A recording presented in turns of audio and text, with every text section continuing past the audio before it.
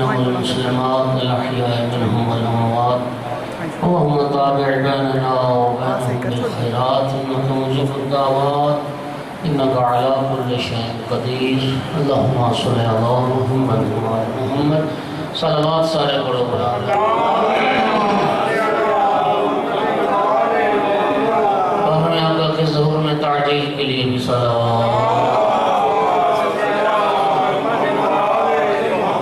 اعوذ باللہ من الشیطان اللعین الرجیم بسم اللہ الرحمن الرحیم الحمد للہ رب العالمین والعاقبۃ للمتقین والجنة للمؤمنين والنار للمنافقين الحمد لله الذي جعلنا من المتمسكين بولاية علي بن أبي طالب وأولاده المعصومين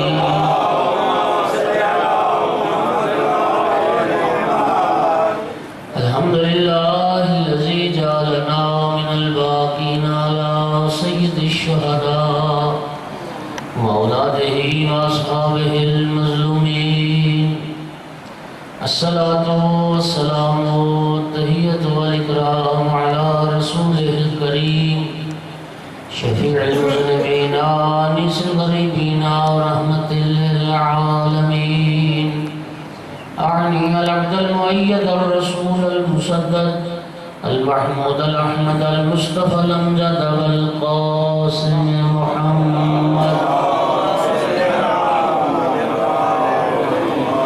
ثم الصلاة والسلام والتحية والإكرام على آله الطيبين الطاهرين المعصومين المنتجبين المنتخبين المظلومين واللعنة الدائمة على أعدائهم ملعونين من يوم عداوتهم إلى قيام يوم الدين وبعد يوم الدين أما بعد فقال سبحانه وتعالى في كتابه المجيد أعوذ بالله من الشيطان الرجيم بسم الله الرحمن الرحيم إن الدين عند الله الإسلام صلوات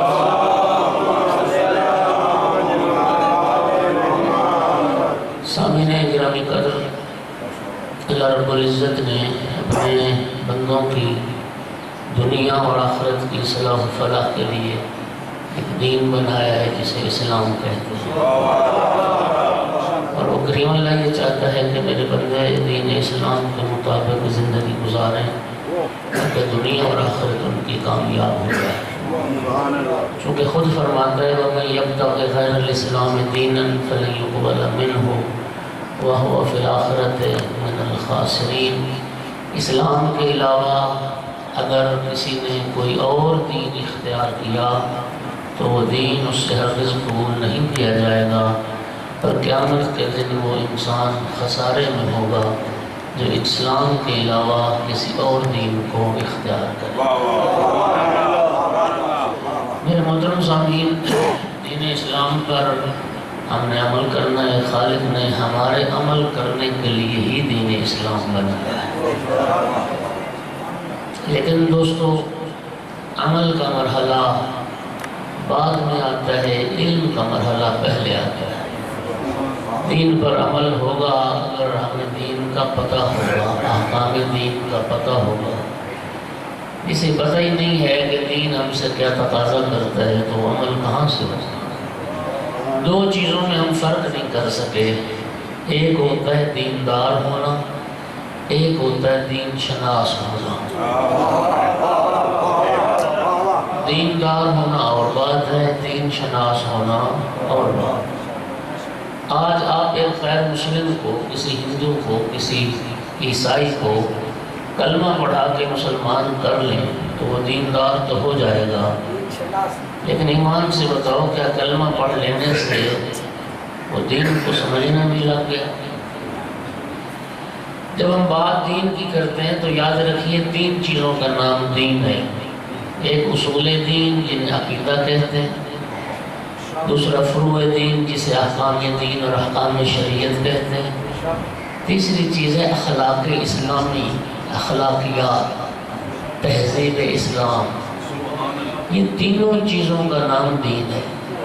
ایمان سے بتاؤ، آج ایک ہندو کو آپ کلمہ تو پڑھا لیں گے، کلمہ پڑھ کے وہ دین میں داخل بھی ہو گیا، دیندار بھی ہو گیا، کیا صرف کلمہ پڑھنے سے ان ساری چیزوں کا عالم بھی ہو گیا؟ اصول دین، فروع دین، اسلامی تہذیب کو جاننے میں لگ گیا؟ نہیں نا، ٹھیک کہا آپ نے، نہیں، اس لیے کہ کلمہ صرف کفر اور شرک کی نجاست کو دور کرتا ہے، کلمہ جہالت کو دور نہیں کرتا۔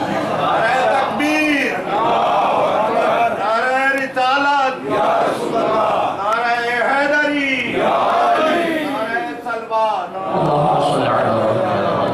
کلمہ پڑھنے سے کفر اور شرک کی نجاست دور ہوتی ہے، جہالت دور نہیں ہوتی۔ تو جس طرح کلمہ پڑھنے سے انسان دین شناس نہیں ہو سکتا، تو کسی مسلمان یا شیعہ کے گھر میں پیدا ہونے سے وہ دین شناس کیسے ہو سکتا؟ بولو، صرف ایک شیعہ کے گھر میں پیدا ہو گیا تو کیا آپ وہ سمجھنے لگ گیا کہ اسلام کیا؟ دنیا کا کوئی علم و ہنر سیکھے بغیر نہیں آتا، دین بھی سیکھے بغیر نہیں آتا۔ دین کے لیے بھی وقت دینا پڑتا ہے، دین کے لیے بھی وقت نکالنا پڑتا ہے۔ میرا سوال ہے کہ ہم نے کتنا وقت دین سیکھنے کے لیے دیا؟ امام محمد باقر علیہ السلام فرمایا کرتے تھے ان اللہ یؤتی الدنیا من یحب و یبغض ولا یؤتی دینہ الا من یحب۔ آقا فرماتے تھے اللہ رب العزت دنیا اپنے دوستوں کو بھی دیتا ہے، دنیا اپنے دشمنوں کو بھی دیتا ہے، لیکن اللہ دین صرف اپنے دوستوں کو عطا کرتا ہے۔ اللہ اپنے دشمنوں کو دین ہے، یہ دین کی محبت، یہ دینداری، یہ دین شناسی۔ آقا کی حدیث سنو، سرکار فرماتے ہیں اذا اراد اللہ بعبد خیرا فقہہ فی الدین۔ اللہ رب العزت جب کسی بندے کے ساتھ بھلائی کا ارادہ کرتا ہے اسے فہم دین عطا کرتا ہے۔ خدا جب کسی کی خیر چاہتا ہے تو کیا کرتا ہے؟ اسے دین شناس بنا دیتا ہے۔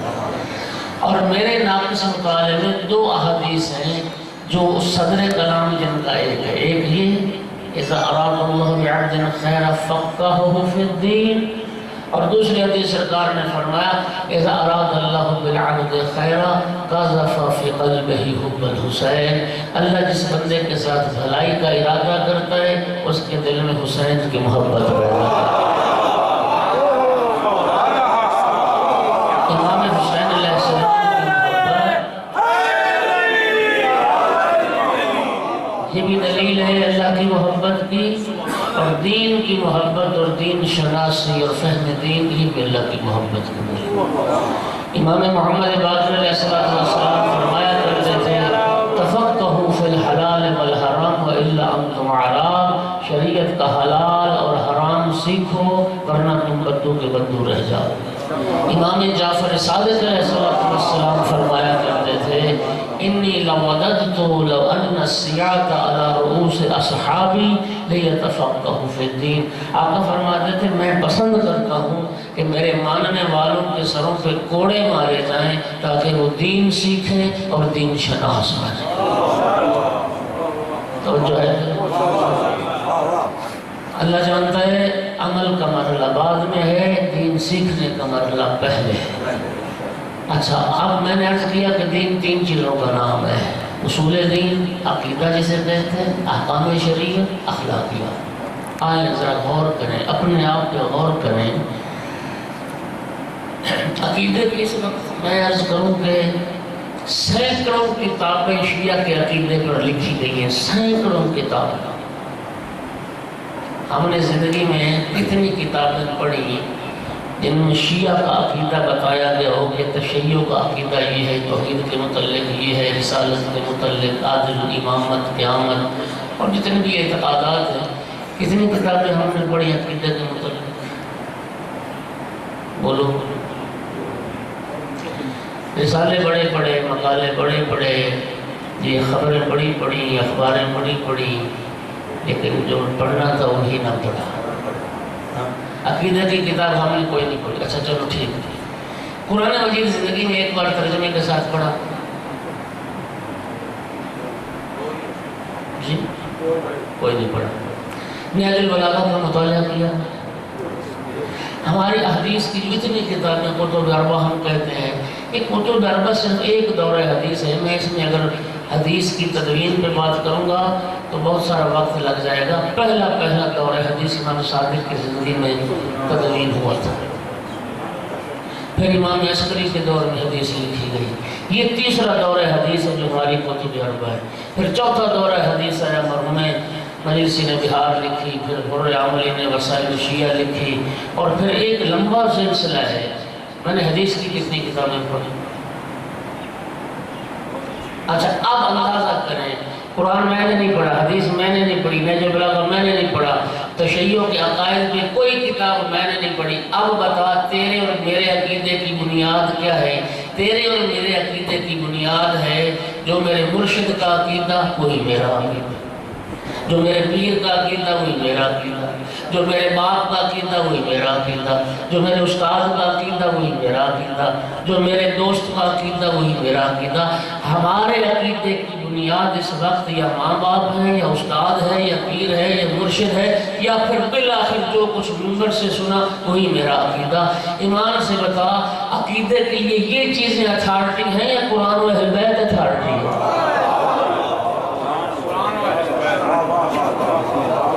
سنو، سید عبدالعظیم حسنی، شاہ عبدالعظیم تہران میں رائے شہر میں جن کی قبر مبارک، یہ 4 واسطوں سے امام حسن مجتبیٰ کے بیٹے ہیں. 4 واسطوں سے. اور خاندان عطرت و طہارت کی معصومین کے بعد ایک جلیل المرتبت ہستی جناب عباس علمدار، جناب محمد حنفیہ، جناب علی اکبر. جس فہرست میں ان ہستیوں کا نام آتا ہے اسی فہرست میں سید عبدالعظیم حسنی کا نام آتا ہے. اور اتنے جلیل القدر سید بزرگوار تھے، آپ ان کی عظمت کا اندازہ امام علی نقی علیہ السلام کی اس حدیث سے لگا سکتے ہیں. 10ویں امام نے یہ فرمایا تھا کہ منظار عبد العظیم برے منظار الحسین بکربلا. جس نے رے شہر میں عبد العظیم کی قبر کی زیارت کی گویا اس نے کربلا میں امام حسین علیہ السلام کی زیارت کی. عظمت کا اندازہ ہوا، یعنی کتنی عظیم المرتبت ہستی کہ جن کی زیارت سے معصوم فرمان. وفاتی پڑی ہوگی مسجد میں، جاؤ اٹھا کے دیکھ لو، سید عبدالعظیم کا زیارت نامہ نکالو. اس زیارت نامے میں بھی امام علی نقی علیہ السلام کی حدیث موجود ہے، میرا سلام اس پر کہ جس کی زیارت میں مولا نے امام علی نقی نے فرمایا ہو کہ امام حسین کی زیارت کا سوال. اب سننا، یہ جو میں روایت پڑھنے لگا ہوں اس کو مرحوم صدوق محدث کبیر اور صدوق جس کا لقب امام کا عطا کردہ لقب ہے، یہ صدوق جو لقب ہے یہ امام زمانہ نے عطا کیا. اور شیخ صدوق وہ شخصیت ہے، وارثان انبیاء میں نے ذکر کیا، کتاب موجود ہے، علماء کے حالات بھی لکھی تھی. جس کو چاہیے ہوگی فوراً اگر لا کے لینا چاہیں تو گاڑی میں موجود ہے. 300 روپے اس کا دیا. غیبت کبریٰ سے لے کے آج تک مرحوم کلینی سے شروع کر کے ہر صدی کے 3-4 شخصیات کے یہ شیخ صدوق وہ ہستی ہے جو امام زمانہ کی دعا سے پیدا ہوئی. اور یہ صدوق کا لقب بھی امام نے انہیں عطا کیا تھا. شیخ صدوق نے اپنی کتاب میں اس روایت کو ذکر کیا جو میں پڑھنے لگا ہوں. اور وہ روایت کیا ہے کہ سید عبدالعظیم حسنی امام علی نقی علیہ السلام کی بارگاہ میں حاضر ہوئے. السلام علیکم ابن رسول اللہ. امام علیہ السلام نے سلام کا جواب دیا، علیک السلام یا ابا القاسم انت ولینا حقا. اے ابو القاسم مرحبا، میرا بھی تم پر سلام ہو، ہمارا سچا ولی اور حقیقی دوست تو ہے. شاہ عبدالعظیم عرض کرتے ہیں، فرزند رسول میں اپنا دین اور عقیدہ آپ کے سامنے بیان کرنا چاہتا ہوں. میں آپ کو اپنا عقیدہ سنانا چاہتا ہوں. آپ سن کے میرے عقیدے میں اگر کوئی کمی بیشی ہے تو اس کی اصلاح کر دیں. میں چاہتا ہوں صحیح عقیدے اور صحیح دین پر مجھے موت آئے تاکہ میری دنیا بھی کامیاب ہو جائے، میری آخرت بھی کامیاب ہو. عمرین کرم اللہ کی ذات جانتی ہے. میں نے جب اس روایت کو پڑھا میں حیرت کے سمندر میں غرق ہو گیا کہ ڈائریکٹ خاندان اطہارت و طہارت کی ایک جلیل القدر ہستی، اتنا صاحب علم جس نے خود ڈائریکٹ معصومین سے علم حاصل کیا ہو، جس کی زیارت سے امام حسین کی زیارت کا ثواب ملتا ہو، انہیں ضرورت محسوس ہوئی کہ میں اپنے عقیدے کی اصلاح کروا لوں. ہمارا کیا بھلا یار.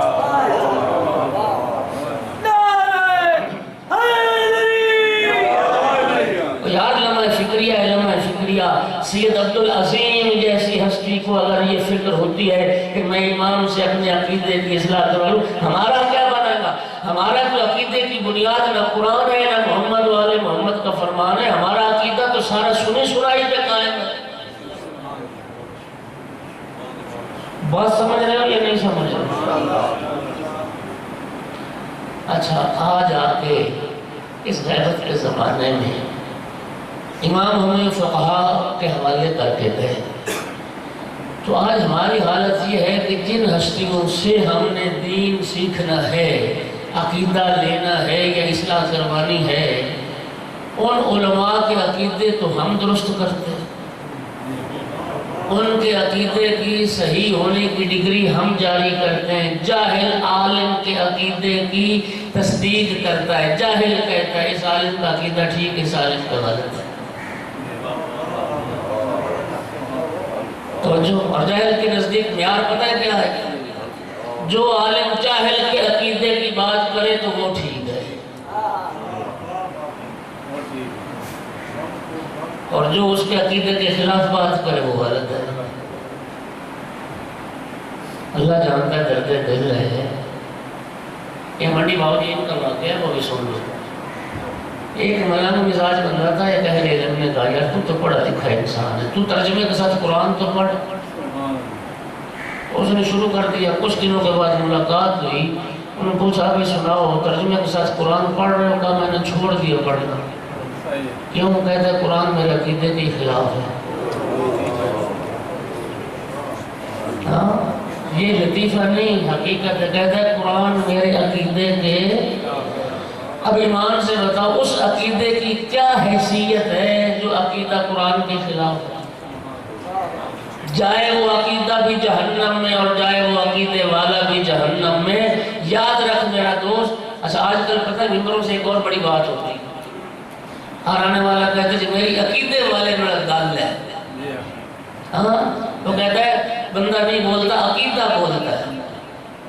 عقیدے والے میرا گل ہے. دنیا میں کوئی ایک انسان بھی ایسا ہے جس کا کوئی عقیدہ نہ ہو؟ بولو. ہر انسان ہی عقیدے والا ہے.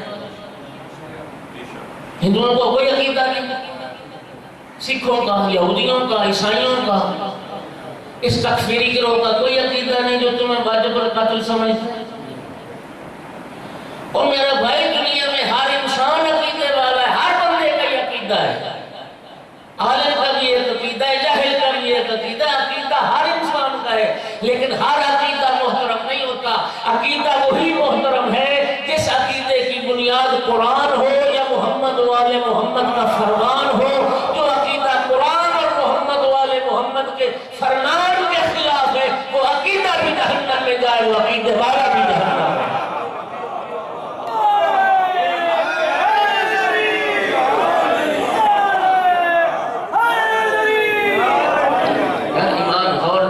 انصاف کرو. محمد والے محمد کی تعلیمات کے خلاف ایک بندے کا عقیدہ ہے، اس عقیدے کی کوئی حیثیت ہے؟ بولو. اللہ کے کلام کے خلاف کسی کا عقیدہ ہے، اس عقیدے کی کوئی حیثیت ہے؟ آج تمہارے ممبروں سے علی رب، علی اللہ کے نعرے لگ رہے ہیں. تمہارے ممبروں سے آوازیں آ رہی ہیں میرے 14 رب ہیں. آج انٹرنیٹ کا زمانہ ہے. آج تو کائنات سمٹ کے آپ کی مٹھی میں آ گئی. یہ اشیاء کافر کی ویب سائٹس تو کھولو، وہاں سے جنگ بدل گئے. جانتے ہو ہزاروں ویب سائٹس کام کرنے میں تشیع کے خلاف. اور جب شیعہ کا کفر ثابت کرتے ہیں نا تو ہمارے علماء اور ذاکرین کے کلپ دکھا کے اور کہتے ہیں یہ سنو یہ کہہ رہا ہے شیعہ جس کا یہ عقیدہ ہے، بتاؤ اب شیعہ مسلمان ہے. تمہیں نیٹ چلانا نہیں آتا نا، ان بچوں سے جو آج کل کے بچے بڑے تیز ہیں جوان، وہ جانتے ہیں، انہیں ذرا کہنا تمہیں کھول کے دکھائے شیعہ کافر ویب سائٹ، پھر سننا کہ تم جنہیں بڑے بڑے علماء پتہ نہیں کیا سمجھتے تھے، لوگ انہی کی باتوں سے ہمارا کفر ثابت کر رہے ہیں۔ ناراض ہو گئے اور فکر کر رہے ہیں، چلو شکر، ایک صلوات تو پڑھو گے۔ میں نے عرض کیا عقیدے کی حالت ہماری یہ ہے، محبت اہل بیت کے نام پر، محبت علی کے نام پر لوگوں کو مشرک بنایا جائے، غالی بنایا جائے، نصیری بنایا جائے۔ علی رب کہنے والا نصیری ہوتا ہے، علی کو پہلا امام ماننے والا شیعہ ہوتا ہے۔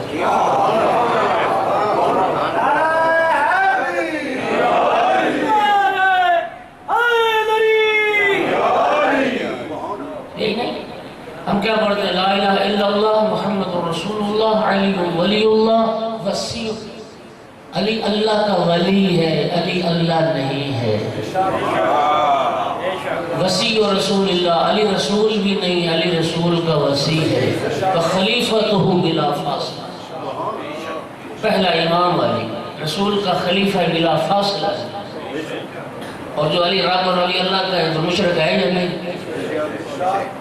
تیرے ایمان کا بھی پتہ نہیں لگتا، علی کو امام کہنے والا ہو تب بھی نعرہ حیدری لگاتا ہے، علی رب کہنے والا آ جائے تب بھی نعرہ حیدری لگاتا ہے۔ یار تم آخر انسان ہو، اللہ نے تمہیں عقل و شعور دی، بھیڑ بکری تھوڑی ہو جس نے مہار پکڑ لی اسی کے پیچھے چل دیا۔ اللہ نے تمہیں عقل اور شعور دیا ہے۔ مت اجازت دو اہل بیت کے پاکیزہ مذہب کو کوئی بدنام کرے، تمہاری بھی ذمہ داری ہے۔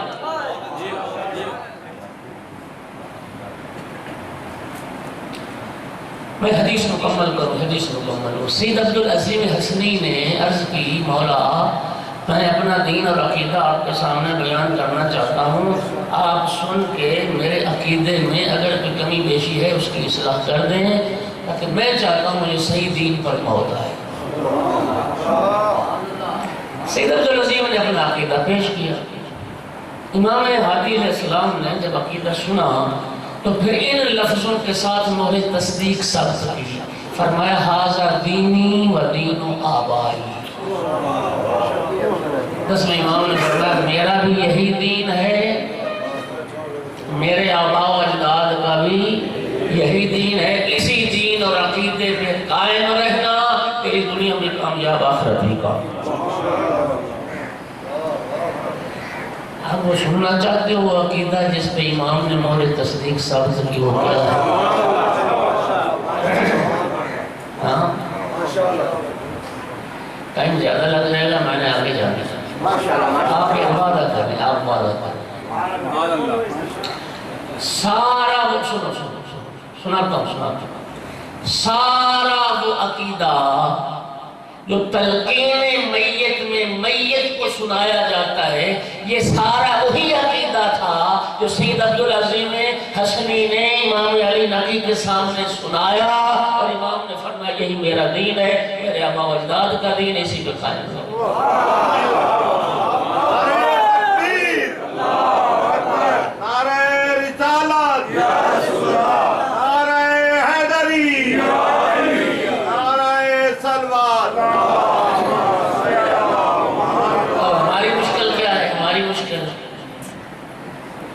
بچے کی ولادت سے لے کے مرنے تک زندگی میں کسی نے ایک بار بھی کندھا ہلا کے نہ کہا او بھائی سن اور سمجھ، یہ تیرا دین ہے، یہ تیرا عقیدہ ہے۔ ایک ہی بار تلقین سنائی، وہ کب؟ جب قبر میں ڈالے گا، جب قبر میں پہنچ گیا اب کندھا ہلا ہلا کے سنا رہے ہو۔ ایمان سے بتا خاک فائدہ ہوگا اس کو؟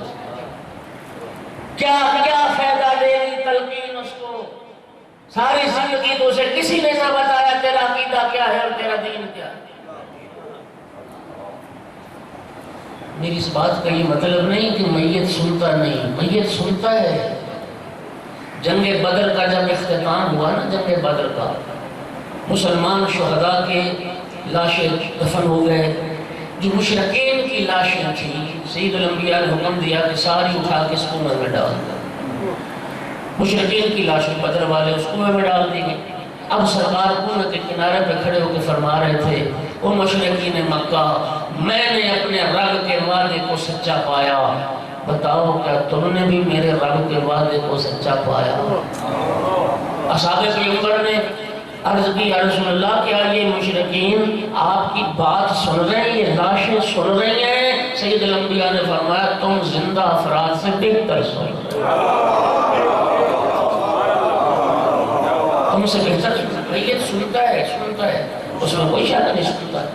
جو روایت آپ نے ہزاروں بار سنی، جناب فاطمہ بنت اسد سلام اللہ علیہا، مادر گرامی امیر المومنین کو جب پیغمبر نے دفن کیا، قبر میں لٹا چکے، بی بی کی قبر پر مٹی چڑھا رہے تھے اور 3 بار فرمایا، ابنوں کے ابنوں کے ابنوں کے۔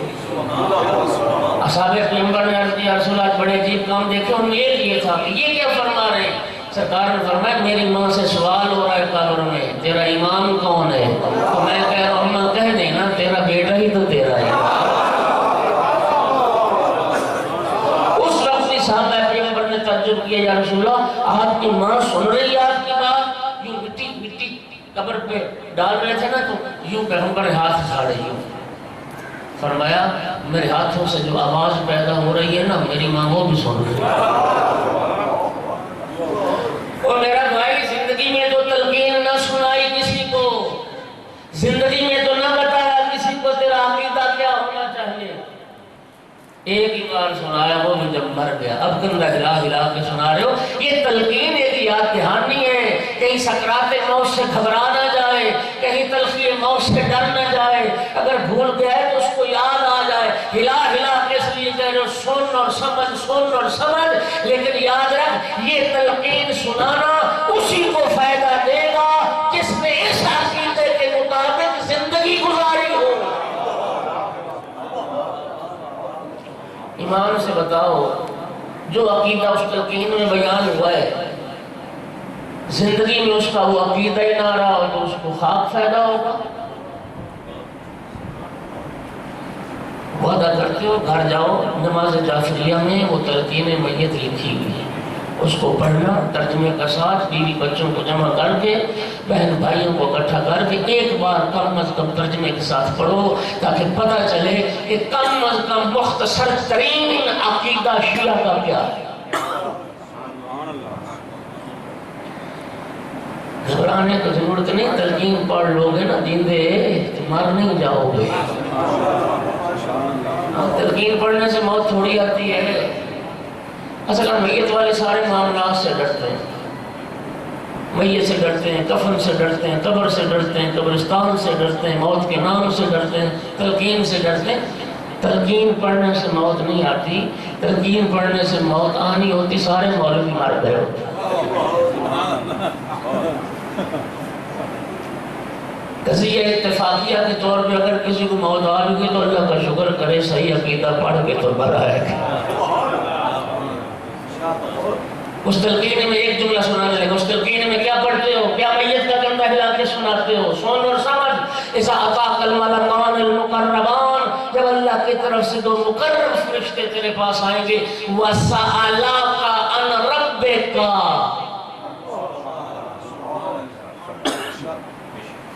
اور تو اس سے پوچھیں گے تیرے اللہ کے بارے، تیرے خالق کے بارے، تیرے رازق کے بارے نہیں۔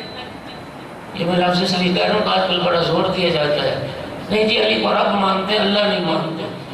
سَأَلَاكَ عَنْ رَبِّكَ، سوال کریں گے اللہ کے بارے نہیں، تیرے رب کے بارے۔ رب کون ہے تیرا رب؟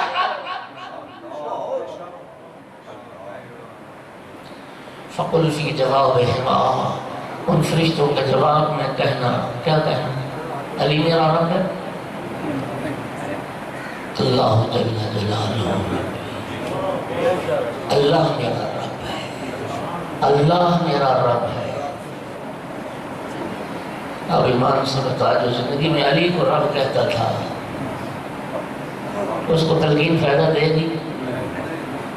اور اگر یہاں رب کہے گا علی کو تو پھر اگلا سوال تو امام کا بھی ہونے والا ہے، پھر باپ کا نام لے گا؟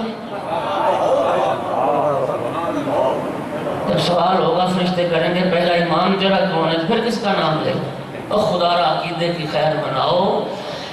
نصیریت اللہ کی شاید وہ شیعہ نہیں ہے، نصیری شیعہ نہیں ہوتا. علی کو رب اور اللہ کہنے والا شیعہ. لیکن بدبختی یہ ہے کہ وہ ہمارے اندر گھسے ہوئے ہیں. ہمیں نصیری اچھا لگتا ہے، ہمیں نصیری، ہم نصیری کے متعلق بڑا نرم گوشہ رکھتے ہیں. نصیری کے متعلق بڑا دل ہمارا ٹھنڈا ہوتا ہے. ٹھیک ہے، ٹھنڈا ہوتا ہے. اور خدا کی قسم جس طرح بت پرست سے نفرت واجب ہے، علی کو اللہ کہنے والے سے بھی نفرت واجب ہے. جیسا وہ مشرک ہے ویسا وہ مشرک ہے.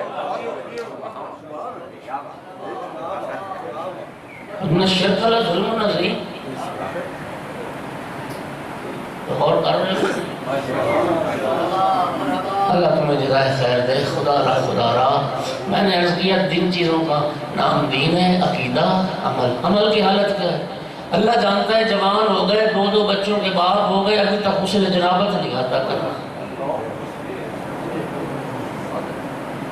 ابھی تک ہمارے معاشرے میں لوگ کلمہ پڑھ کے غسل جنابت کرتے ہیں، جن جہل کو یہ بھی نہیں پتا کہ کلمہ کافر کو پاک کرتا ہے یا مجنب کو پاک کرتا ہے.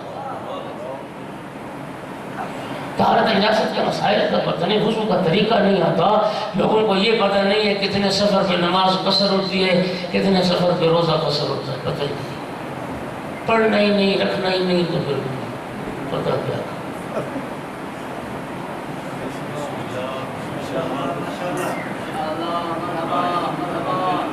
نہیں تمہیں نصیری بننے کا شوق ہے تو 1000 بار بنو، تو نصیری بنو نا. پھر شیعوں میں کیوں گھستے ہو؟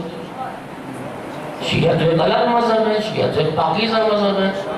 اس لیے کہ پیغمبر نے اس کی پاکیزگی کی گواہی ان لفظوں میں دی، یا علی انت و شیعتک هم الفائزون. علی تو بھی کامیاب ہے، تیرا شیعہ بھی کامیاب ہے.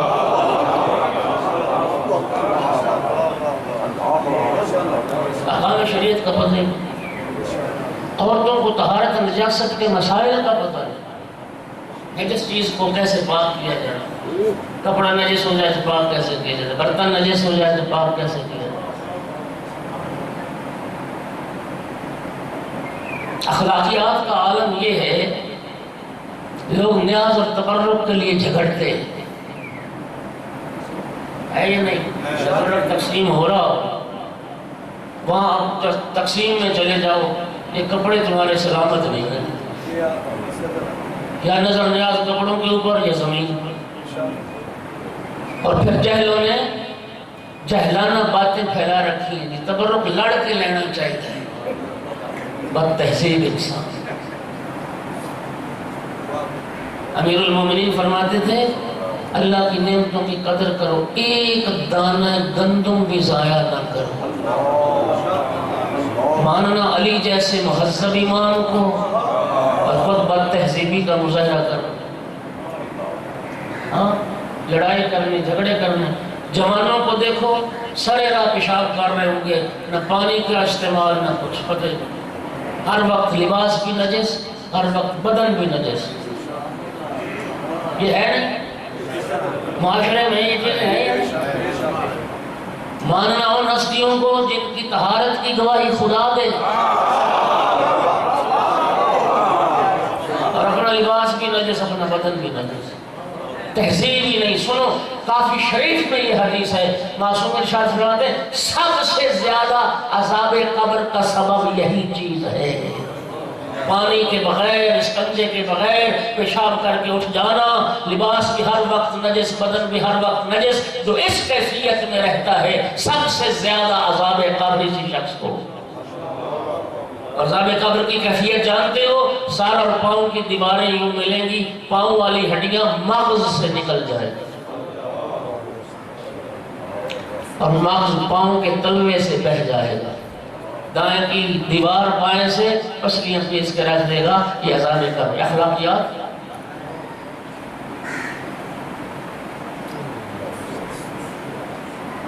جھوٹ عام ہے، حسد عام ہے، کینہ عام ہے. مومن سے حسد کر رہے، مسجد سے ٹکرا رہی، امام بارگاہ سے ٹکرا رہا، ماتمی سنگت سے ٹکرا رہی. امام حسین کی مجلس تو ختم ہو گئی کب. نہ اب تو امام حسین کا ذاکر ہے، نہ امام حسین کی مجلس سننے آتا ہے. اب تو مار صاحب کی مجلس ہے، شاہ صاحب کی مجلس ہے، ملک صاحب کی مجلس ہے. آنے والا اب مومن آنے والا امام حسین کی مجلس کے لیے نہیں آتا، وہ پوچھتا ہے پڑھنے والا کون ہے؟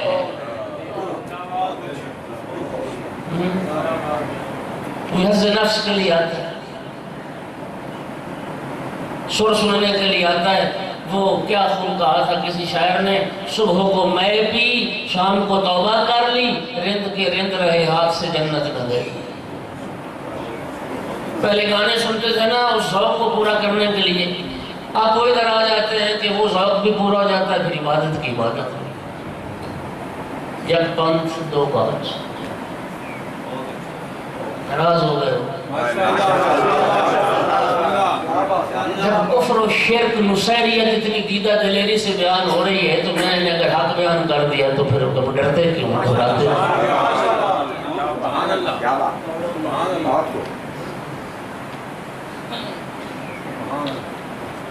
وہ لوگ پڑھیں گے ہم نے ماتم نہیں کرنا، وہ ماتمی سنگت ہے تو ہم نے ساتھ شامل نہیں ہونا، یہ اخلاقیات، یہ عزاداری۔ وہ ذاکر پڑھے گا تو مجلس میں نہیں جانا، وہ پڑھے گا تو مجلس میں جانا ہے۔ پارٹی بازیاں بنی ہوئی ہیں، ریاکاریاں بنی ہوئی ہیں، آنے والا آج کل تمہارے مجلس کا ٹرینڈ کیا ہے، کہاں رہ گئی للہیت اور خلوص اخلاص سارا؟ پڑھنے والا آتا ہے مجلس کامیاب ہوا ہے، فضائل میں نعرے زیادہ لگے، مسائل میں کریا زیادہ ہو، چاہے اس کے لیے بندے ایک بس کرایہ کی لے کے آنا پڑے بندوں کی مجلس کو کامیاب کرنے کے۔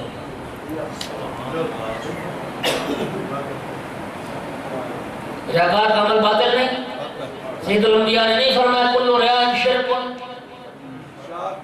پیغمبر نہیں فرمایا ہر ریاء شرک ہے، ریاکار مشرک ہوتا ہے، ریاکار کا عمل باطل ہے۔ اور باننے کی یہی چاہتا ہے، باننے کی یہی چاہتا ہے وہ بندہ بلاؤں ہوں جس کا افراز زیادہ ہے اور واہ واہ زیادہ ہو، بندہ کہ واہ واہ مارسا بڑی مجلس ہو، کیا بات ہے، اتنے بندے ہیں اس مجلس میں جانا جہاں لنگر ٹھیک، لنگر بھی پوچھتے ہیں لوگ کہ کیا وہاں ملتا کیا لنگر میں؟ امام حسین علیہ السلام مجلس ایسے ہوتے تھے، ذکر امام حسین کوئی بھی کرے تو عبادت ہے، کوئی خاص فرد کرے عبادت ہے۔ اللہ آپ کو جزائے خیر عطا فرمائے۔ بس کچھ تو وقت نہیں، درد دل تھا، بہت ساری باتیں کرنا چاہتا تھا۔ امیر المومنین کا ایک ارشاد اور سن لو، نہج البلاغہ میں جناب جابر بن عبداللہ انصاری کو خطاب کر کے مولا امیر المومنین نے فرمایا، یا جابر قوام الدین والدنیا باربع، اے جابر چار بندوں کی وجہ سے دین اور دنیا قائم ہے، چار بندوں کی وجہ سے۔ اچھا دیکھو مولا امیر المومنین کا ارشاد ہے کہ ایک معیار دیا نا مولا نے، آج کل پتہ ہے کہ آج کل میں سوچنے پہ بھی پابندی، ان کو سوچو نہیں، اللہ کہتا ہے میں نے عقل سوچنے کے لیے دی، قرآن بار بار کہتا ہے افلا یتدبرون القرآن ام علی قلوب اقفالها، خالق فرماتا ہے کیا ہو گیا کہ سوچتے کیوں نہیں، کیا ان کے دلوں کو تالے لگ گئے، یہ غور و فکر کیوں نہیں کرتے؟ سمن بکمن، خدا ان کو اندھا بہرا کہہ رہا ہے جو اللہ نے عقل بھی دی اور سوچتے نہیں۔ وہ پتہ کیوں سوچتے، کیوں کہتے ہیں سوچو نہیں؟ در حقیقت وہ یہ نہیں کہتے کہ ان کو سوچو نہیں، وہ کہتے ہیں ہماری جاہلانہ باتوں پہ سوچو نہیں، ہم جو بکواس کرتے رہیں وہ مانتے رہو، سوچو نہیں۔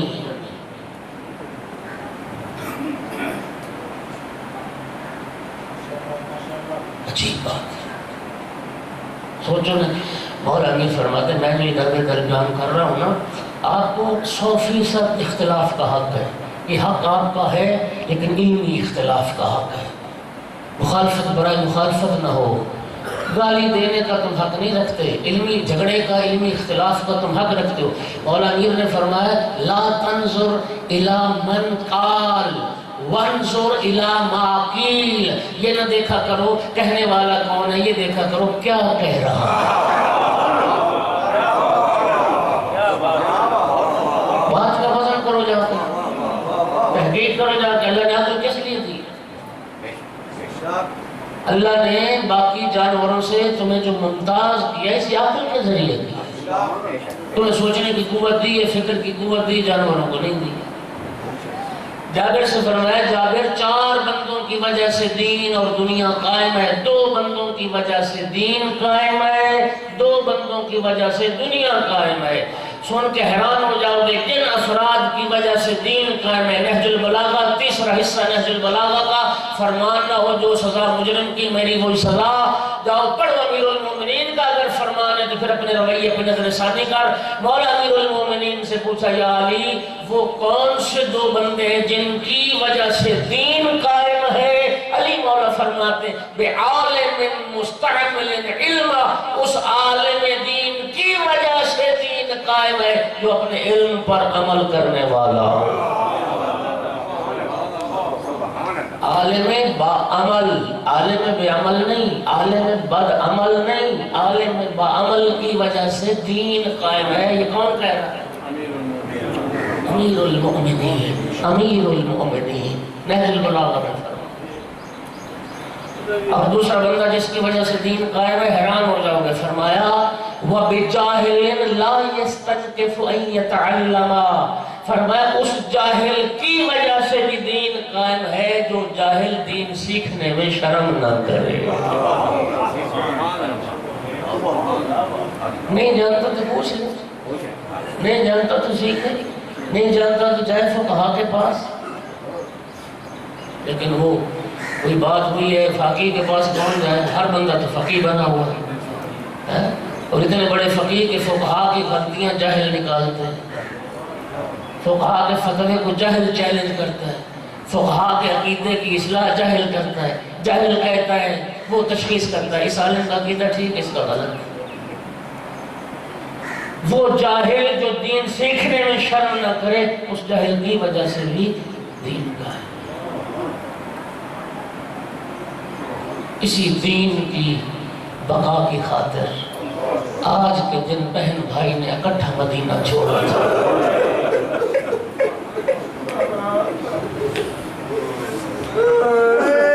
28 رجب کو کیوں چھوڑا تھا مدینہ؟ وطن کس کو پیارا؟ سرکار نے فرمایا حب الوطن من الایمان، وطن کی محبت ایمان کا حصہ ہے۔ ایمان، میرے آقا نے فرمایا تھا ان کان دین محمد لم یستقم الا بقتلی فیا سیوف خزینی، اگر میرے نانا کا دین میرے قتل کے بغیر باقی نہیں رہتا، تلواروں آؤ حسین کا بدن حاضر ہے، آؤ۔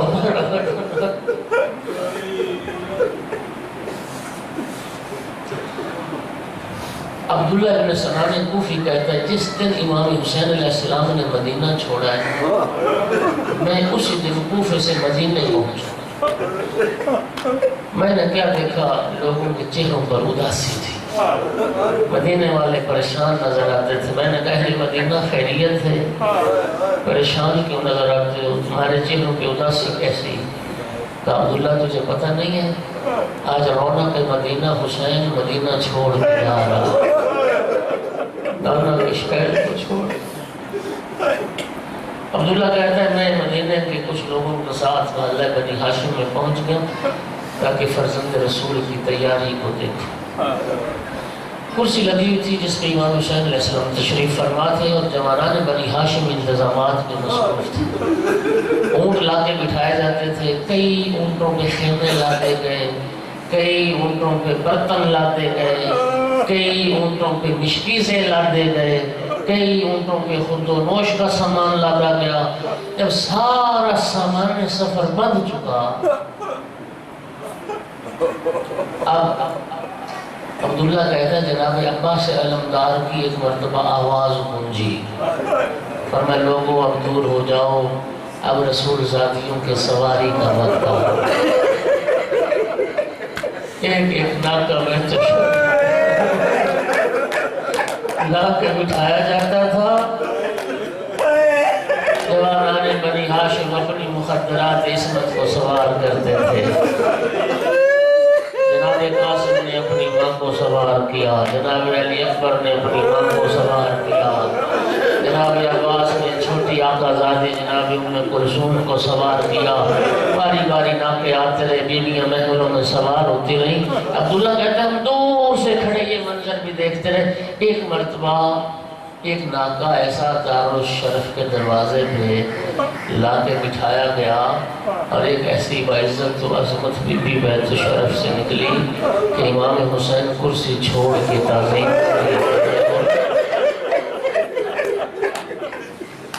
جناب قاسم نالین سنبھال رہے تھے، علی اکبر سہارا دے رہے تھے اور وہ محمد پردہ محمل درست کر رہے تھے۔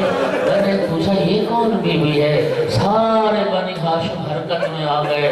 جناب عباس علمدار نے اپنا زانو خم کیا اور عرض کیا آقا ذاتی آپ میرے زانو کا سہارا میرے سوار ہوگا۔ میں نے پوچھا یہ کون بی بی ہے؟ سارے بنی ہاشم عزت و احترام سے کہا یہ علی کی بڑی بیٹی زینب سوار ہو گئی۔ میں کہتا ہوں کیوں نہ عزت سے سوار ہوتی، بھائی موجود تھے، بھتیجے موجود تھے، بیٹے موجود تھے، لیکن عزادارو یہی زینب تھی جب 11 محرم کا دن چلا، شمر کچھ رسیاں لے کے آیا، کہتا تھا حسین کے اہل بیت ہمارے قیدی ہو۔ بیویوں کے ہاتھوں میں رسن تھے، بے پالان اونٹ لائے گئے۔ عزادارو میں ہمیشہ کہتا ہوں میرے لیے جملہ پڑھنا آسان ہے، دل کی سننا آسان ہے، اس لیے کہ نہ میری بہن بیٹی کبھی بے پالان ہو، نہ تیری بہن بیٹی کبھی بے پالان اونٹ پہ سوار ہوئی۔ بدترین سواری اونٹ کی جس پہ محمل و پالان نہ ہو۔